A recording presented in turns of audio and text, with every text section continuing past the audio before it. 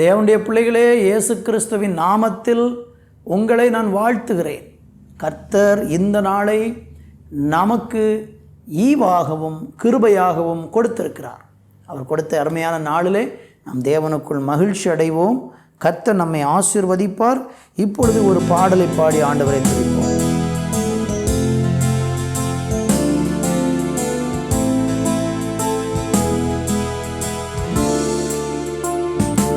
அப்பா, நீங்க செய்த நன்மை அது கோடி கோடி உண்டு.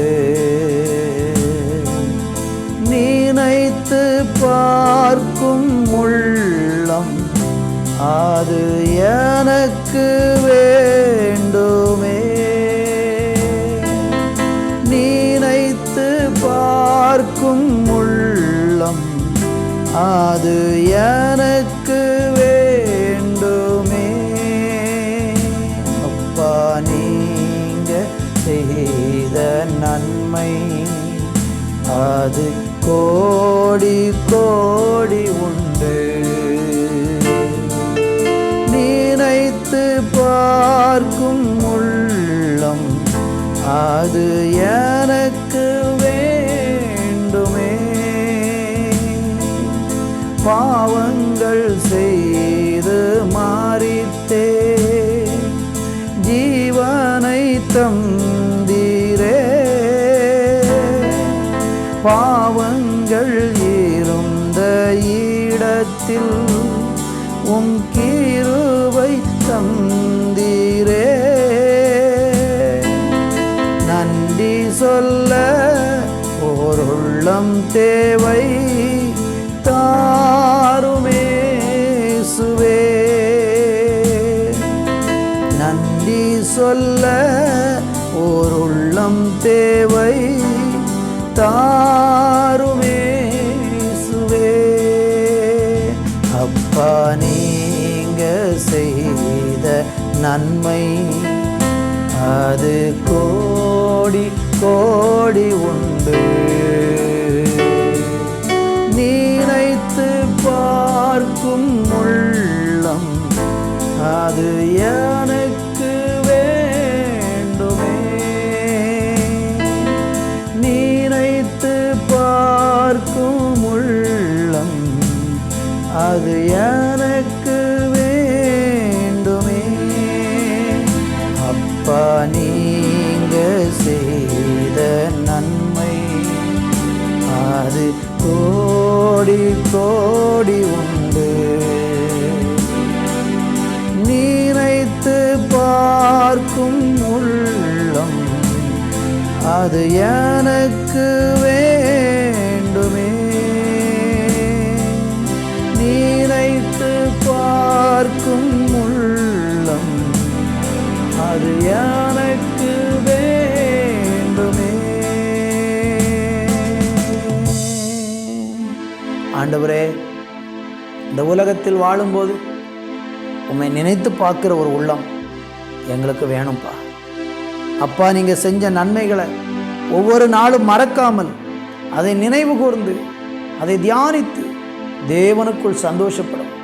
அப்பா செய்த நன்மைகளை மறக்காமல் ஆண்டவரை துதிக்க எங்களுக்கு இந்த நாளிலே விசேஷித்த கிருபை தர வேண்டும் என்று சொல்லி நீங்கள் செய்த எல்லா உபகாரங்களுக்காய் உதவிக்காய் எங்கள் தேவனுக்கு ஸ்தோத்திரங்களையும் துதிகளையும் செலுத்தி நாமத்தை மகிமைப்படுத்துகிறோம். இயேசுவின் நாமத்தில் பிதாவே, ஆமேன், ஆமேன். தேவனுடைய பிள்ளைகளே, இந்த நாளிலே வாசிக்கும்படியாக சங்கீதம் 31:19 வாசிக்கிறேன். உமக்கு பயந்தவர்களுக்கும் மனுபுத்திரருக்கு முன்பாக உம்மை நம்புகிறவர்களுக்கும் நீர் உண்டு பண்ணி வைத்திருக்கிற உம்முடைய நன்மைகள் எவ்வளவு பெரிதாக இருக்கிறது. வாசித்த இந்த வேத வசனத்திலே ஆண்டவராகிய கர்த்தர் சொல்லுகிற ஒரு அருமையான காரியம் என்ன?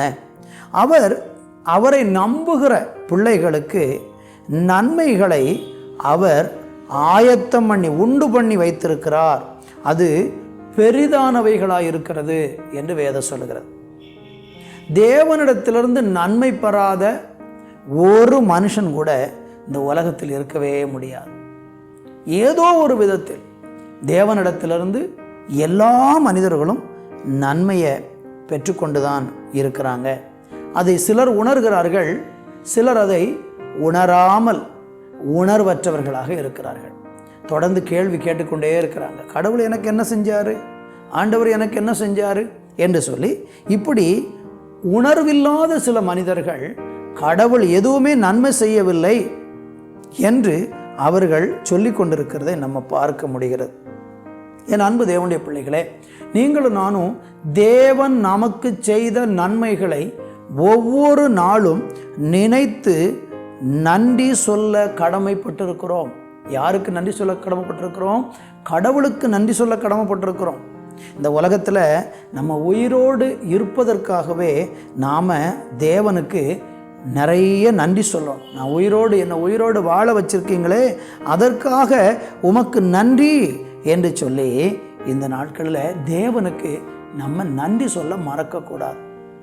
இந்த உலகத்தில் பாருங்கள், மனுஷன் ஆண்டவர் படைச்சிருக்கிறார்.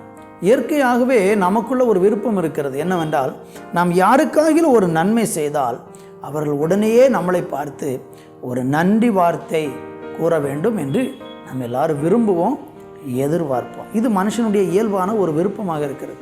அப்படியானால் ஒரு மனுஷனுக்குள்ளேயே அப்படிப்பட்ட ஒரு இயல்பான விருப்பம் இருக்கும் பொழுது, வானத்தையும் பூமியையும் படைத்த தேவன் அவர் நமக்கு செய்த நன்மைக்கு நம்ம நன்றி உள்ளவர்களாக இருக்கணும், நன்றி செலுத்துகிறவங்களாக இருக்கணும், நன்றி உணர்வோடு அவரை சேவிக்கணுங்கிறத அவர் எவ்வளவு அதிகமாக எதிர்பார்ப்பார்.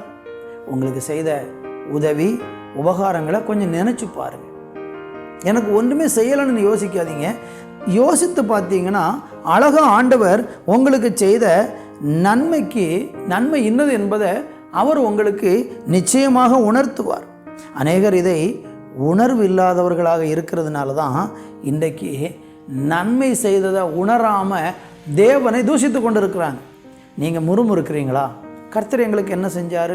இஸ்ரவேல் ஜனங்களை பாருங்கள், வனாந்திரத்தில் அவங்களுக்கு நிறைய தேவன் நன்மை செஞ்சார். மன்னாவை கொடுத்தார், தண்ணீரை கொடுத்தார், இறைச்சியை கொடுத்தார், அவங்களுக்கு மேக ஸ்தம்பத்தை அனுப்பினார், அக்கினி ஸ்தம்பத்தை அனுப்பினார். ஆனால் அந்த வனாந்தரத்தில் வச்சு அந்த ஜனங்கள் அதையெல்லாம் மறந்து போய் என்ன செய்தாங்கன்னா தேவனுக்கு விரோதமாக முறுமுறுத்தாங்க. எங்களை இந்த வனாந்தரத்தில் கொண்டு போடுவதற்காக ஆண்டவர் கொண்டு வந்திருக்கிறார், இந்த மோசே எங்களை இந்த இடத்துல கொல்லுவதற்கு கொண்டு வந்திருக்கிறார்னு சொல்லி முறுமுறுத்து தேவனுடைய கோபத்துக்கு ஆளானாங்க. நம்ம ஆண்டவருடைய நன்மையை நினச்சி பார்க்கணும், கர்த்தர் செய்த உபகாரங்களை நினச்சி பார்க்கணும். ஒவ்வொரு நாளும் அதற்கு நம்ம உள்ளத்தின் ஆழத்திலிருந்து நன்றி சொல்லணும். அப்படி நன்றி சொல்லும்போது தேவன் சந்தோஷப்படுவார். இன்னும் அதிகமாக நன்மை செய்வதற்கு அவருடைய இருதயம் நமக்கு நேராக திருப்பப்படும். எனவே நன்றி உணர்வோடு அவர் செய்த உபகாரங்களை நினச்சி இந்த நாளிலிருந்து ஸ்தோத்திரத்தையும் நன்றியும் செலுத்துங்க. சங்கீதம் 103 சொல்லப்பட்டிருக்கிறது, அவர் செய்த சகல உபகாரங்களையும் மறவாதே என்று. மறவாமல் நன்றி சொல்ல கடமைப்பட்ட நாம நன்றி சொல்லுவோம். கர்த்தர் உங்களை ஆசீர்வதிப்பாராக. நல்ல தகப்பனே, எங்களுக்கு செய்த ஏராளமான நன்மைகளுக்காய் நன்றி. நீங்கள் செய்த எல்லா உபகாரங்களையும் நினச்சி மனதார நன்றி சொல்வதற்கு இந்த நாட்களில் எங்களுக்கு கிருபை தந்து எங்களை ஆசீர்வதித்தரலும். எல்லாரும் மேலும் கிருபை உண்டாகட்டும். இயேசுவின் நாமத்தில் பிதாவே, ஆமேன், ஆமேன்.